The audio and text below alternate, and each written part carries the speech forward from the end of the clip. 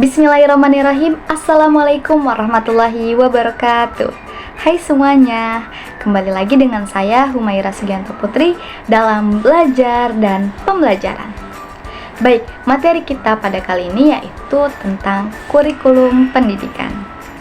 Memasuki materi yang pertama yaitu tentang pengertian kurikulum pendidikan. Kurikulum berasal dari bahasa Yunani yaitu kurir, yang berarti seseorang yang bertugas menyampaikan sesuatu kepada orang lain di lain tempat. Secara terminologi, kurikulum dalam dunia pendidikan yaitu sejumlah pengetahuan atau kemampuan yang harus ditempuh atau diselesaikan siswa guna mencapai tingkatan tertentu secara formal dan dapat dipertanggungjawabkan. Baik, adapun komponen kurikulum. Yang pertama yaitu ada komponen tujuan, komponen isi materi tujuan. Yang ketiga yaitu ada komponen metode atau strategi. Yang keempat ada komponen evaluasi. Ya, itu ada 4 komponen. Selanjutnya yaitu ada prinsip kurikulum. Yang pertama yaitu ada prinsip relevansi.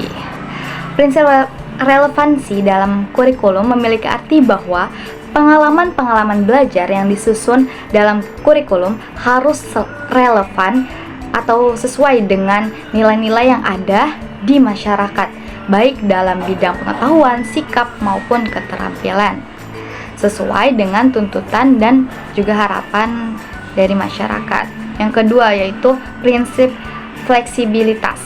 Prinsip fleksibilitas kurikulum merupakan suatu pendekatan dalam pengembangan kurikulum yang memungkinkan adanya penyesuaian kebutuhan terhadap kondisi dan juga kebutuhan siswa. Yang ketiga yaitu prinsip kontinuitas, merupakan keterkaitan dan kesinambungan antara materi pembelajaran pada berbagai jenjang dan jenis program pendidikan dalam penyusunan materi pembelajaran. Prinsip selanjutnya yang keempat yaitu efektivitas. Prinsip efektivitas berkenan dengan rencana dalam suatu kurikulum dapat dilaksanakan dan juga dicapai dalam kegiatan mengajar. Yang kelima yaitu efisiensi. Prinsip efisiensi itu berhubungan dengan perbandingan antara tenaga, waktu, suara, dan juga biaya yang dikeluarkan dengan hasil yang diperoleh. Baik, selanjutnya yaitu macam-macam kurikulum. Ditinjau berdasarkan konsep dan pelaksanaannya, ada beberapa istilah kurikulum sebagai berikut. Yang pertama yaitu kurikulum ideal, yang kedua kurikulum aktual, yang ketiga yaitu kurikulum tersembunyi. Nah, ditinjau berdasarkan struktur dan materi mata pelajaran yang diajarkan dapat dibedakan menjadi kurikulum terpisah-pisah, kurikulum terpadu, dan juga kurikulum terkolerasi. Nah, selanjutnya yaitu ditinjau berdasarkan pengembangan dan penggunaannya. Kurikulum dapat dibedakan menjadi kurikulum nasional, kurikulum negara bagian, dan juga kurikulum sekolah. Baik, selanjutnya yaitu tujuan kurikulum. Tujuan kurikulum merupakan tujuan setiap program pendidikan untuk menghasilkan siswa yang berintegrasi.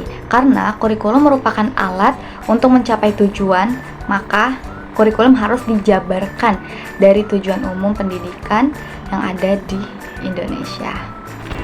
Baik, pembahasan selanjutnya atau pembahasan yang terakhir adalah manfaat kurikulum.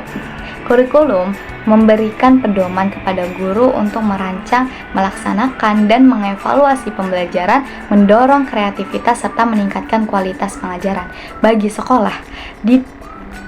sekolah, itu mendukung penyelenggaraan pendidikan, memberi peluang pengembangan kurikulum sesuai kebutuhan dan membantu mencapai tujuan pendidikan.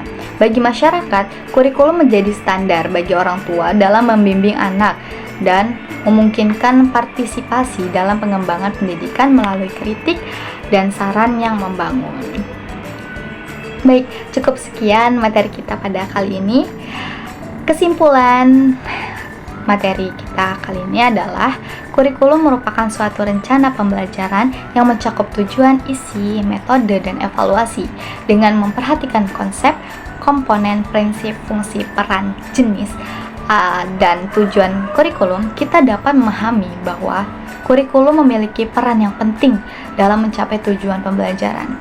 Implementasi kurikulum yang baik akan sangat mempengaruhi hasil pendidikan, sehingga perencanaan yang matang serta integrasi yang baik antara tujuan, isi, metode, dan evaluasi menjadi kunci keberhasilan dari suatu pendidikan. Baik, cukup sekian. Terima kasih yang telah mendengarkan dari awal hingga akhir. Saya tutup. Wassalamualaikum warahmatullahi wabarakatuh. Sampai jumpa.